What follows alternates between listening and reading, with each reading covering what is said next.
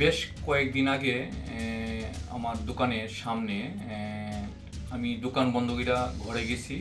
ঘরে যাওয়ার পরে কিছুক্ষণ পরে দোকানের সামনে বিকট বিকট আওয়াজ হয়েছে, হ্যাঁ, গোলা বারুদের মতো।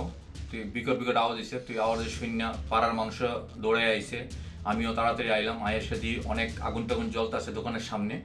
তারপরে আমি ভয় পাইয়া গেছি ভয় পাওয়ার পরে তুই সবাই আয়েসরা এগুলি নিবাইছে নিবার দেওয়ানোর পরে আমি পরিষ্কার করে ঘরে ভয়ে আমি ঘরে গেছি তো যাওয়ার পরে ঘরে গিয়া তুই আমার দোকানের সামনে সিসি ক্যামেরা লাগানো আছে, 5টা ক্যামেরা লাগানো আছে। তুই 5টা ক্যামেরার মধ্যে দেখি একটা হোয়াইট শার্ট পরানো দোকানের শাটারের মধ্যে আইসিরা 3টা পোস্টারিং করছে।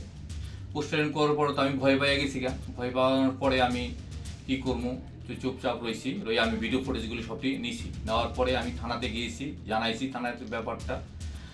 জানানোর পরে তুই দেখি প্রথম আমি একটা জিডি নিয়ে গেছিলাম, তারপরে দেখি কি তা ছেলেটা আমি কোনোদিন দেখছিও না কোনোদিনও দেখছি না আমি এই নিউজটা আমি অনেকেই পাঠাইছি, একটা নিউজ দিয়েছি আমার পরের দিন আমার ইয়েতে, তারপর পাঠাইছি, এবার কেউই চিনে না। তুই হের লগে আমার কোনোদিন দেখা হয় না, কোনোদিন সত্তর মানে হের ফোন নাম্বারটা আমার কাছে নাই।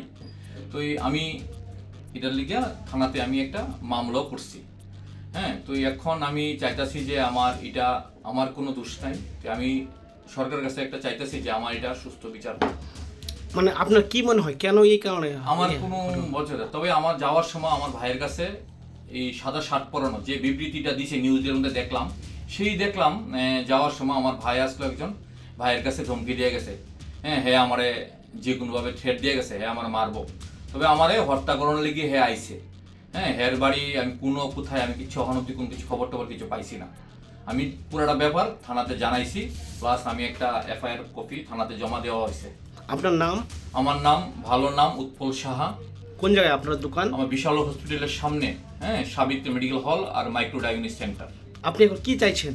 আমি চাইতেছি সরকারের কাছে যাতে আমার এটা সুস্থ বিচার করে দোক বা পুলিশ তদন্ত করে ভাই করুক কি লিগে আমার কাছে এরকম হয়েছে।